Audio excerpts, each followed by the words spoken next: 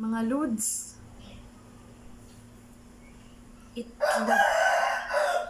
Itlog naman.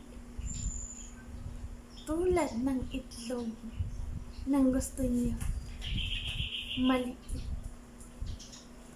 Egg yolk.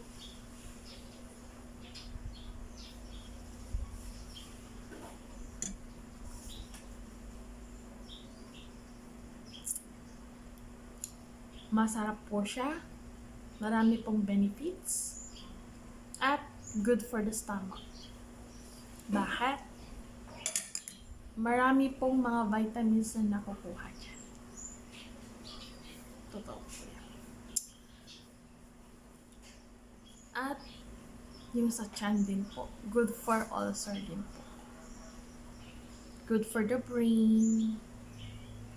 Good for building muscle.